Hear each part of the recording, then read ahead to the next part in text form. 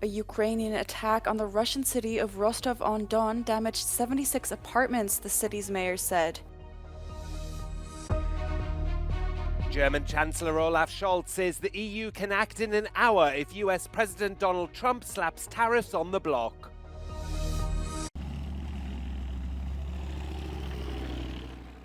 A Ukrainian attack on the Russian city of Rostov-on-Don damaged 76 apartments overnight, the city's mayor said.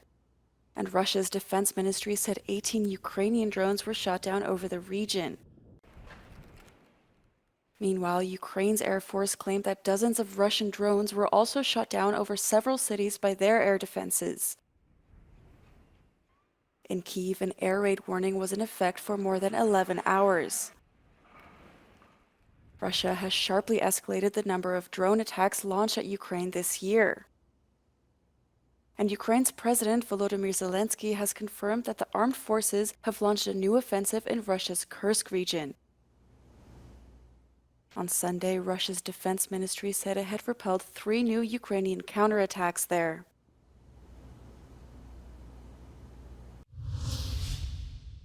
Ein Skandal, übrigens ein German Chancellor Olaf Scholz has said the European Union can act in an hour if US President Donald Trump slaps tariffs on the bloc.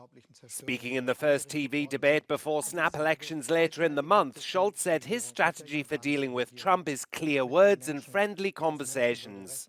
He pointed to his public statements about respecting borders after Trump said he wouldn't rule out the use of military force to take control of the Panama Canal and Greenland. He also stressed the importance of European unity and said he and other countries are working on proposals to increase NATO's presence in Greenland. Trump pitched the idea of taking control of Greenland on the campaign trail last year, saying it was important for America's national security. He said he could impose financial penalties or even use the military to force Denmark to cede the island to the United States. Scholz also described Trump's suggestion that the US could take ownership of Gaza, relocate its population and redevelop it as a scandal. Scholz's main challenger, the Christian Democratic Union's Friedrich Merz, also voiced unease about the proposal but suggested there's a lot of rhetoric coming from Washington. Merz said the new US president is predictably unpredictable. Merz, who is the frontrunner in the 23rd of February snap elections, also discussed top domestic issues with Scholz, such as Germany's struggling economy and migration. Crowds in the West Bank and Gaza have welcomed home 183 Palestinians released from prisons by Israel. They were freed as part of the 5th round of releases to take place under the Gaza ceasefire deal between Israel and Hamas.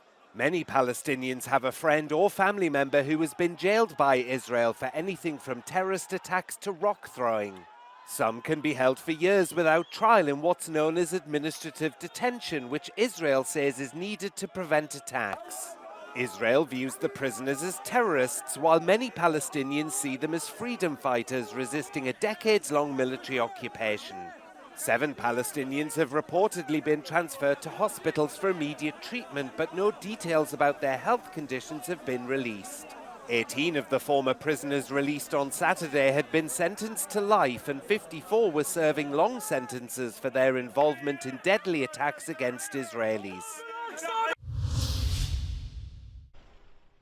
Israel says its forces have now withdrawn from a key Gaza corridor, which means thousands of Gazans can now return home. The Netzarim corridor, which splits the Gaza Strip down the middle, is located just south of Gaza City. The withdrawal from the 6-kilometer-long strip of land that was used as a military zone was part of the ceasefire deal with Hamas. When the ceasefire began, Israel had allowed Palestinians to cross Netzarim on their journey home to the north. At that time, hundreds of thousands streamed across Gaza on foot or in vehicles. At the moment, both sides appear to have made little progress negotiating the second phase of the ceasefire. It's meant to extend the truce and see more Israeli hostages released by Hamas. On Saturday, 3 Israeli hostages held by Hamas were exchanged for 183 Palestinian prisoners held in Israeli prisons. It was the 5th exchange so far.